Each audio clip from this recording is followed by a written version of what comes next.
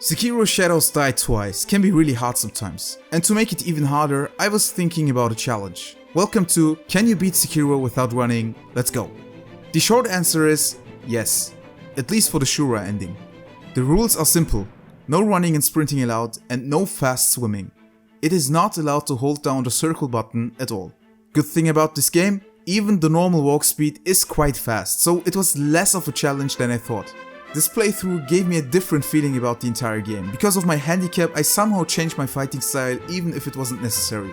Instead of fast-paced battles with many sidesteps and dodges, I focused much more on deflecting and baiting the enemy into attacking me instead of attacking first. I felt more calm.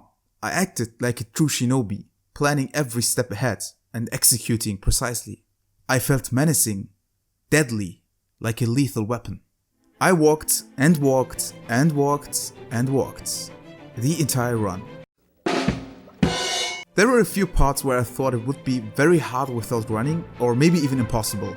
I was thinking about the first giant snake, the blazing bull, the 4 monkeys, the giant snake, the entrance of Gun Fortress and the giant snake. Part 2. Let's start with the giant snake. It was very surprising. In my first playthrough I already knew that he would not chase you until you overstep a specific point, which you can see in my first video by the way. But after that, I thought running is essential. Turns out it was not. I was literally jogging away from him. I could have dropped my arm, walked back and get it, and still would have escaped. Giant Snake Senpai is slower than you think. After this hot pursuit, I met Gyobu and told him that his English voice actor did a way better job. Genichiro won't forgive that. The Ashna soldiers told me about grilled beef at the castle entrance. I think they tricked me.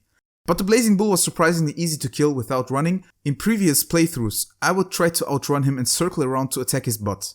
But this time I tried to deflect his charge attacks and attack back at the right times to deplete his posture. I didn't visit the sculpture yet to fit in the firecrackers, so all I had was my sword. And again, it worked surprisingly well and I beat him first try. I told Genichiro that the English voice actor of his castle watcher did a better job. He was furious. I beat a few drunkards, just like every New Year's Eve. I sent the chosen undead into the abyss, and it was at this moment I decided to visit the Dark Souls 2 community. I was really curious about this part. The first monkey is easy as always, just turn around and kill him. The green and purple ones weren't different as expected. I expected the red one to be hard to catch, but it turned out to be not different at all. I sneaked up on him and killed him. My memories really tricked me with this one. I was sure I had to chase him down, but I was wrong. After the monkey boss fight, I told the guardian ape that he is in fact a gorilla. I found out where he lives and started terrorizing his wife. I told the lady that her date wouldn't come, that would make her angry. I told the monk that he is in fact a nun and I can't spare women because I'm not a sexist. Now I arrived at Gun Fortress. I was sure I would get executed if I crossed the bridge at normal walk speed, and deflecting 10 shots at the same time wouldn't work out. So I decided to do what every manly man would do. I jumped like a chicken and prayed to God that I wouldn't get hit. Totally worked. I killed a granny to get her secret cookie formula, and I have to point out some of these fights were completely optional, but I wanted the extra attack power before I got to the end boss. Let's talk about the giant snake part 2.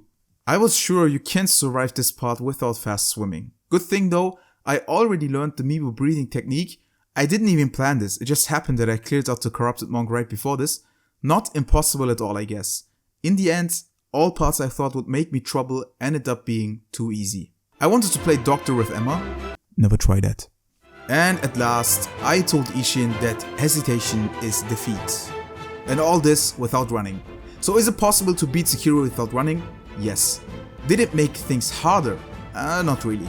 The game felt as hard as always, nothing really changed, it just got a bit longer and gave me an unusual feeling. If you think I should try this with the other endings, leave a comment below. If you have other challenge ideas in mind, feel free to tell me. Another challenge is already planned. I want to see if I can beat the game without attacking once. If you don't want to miss that out, subscribe to my channel.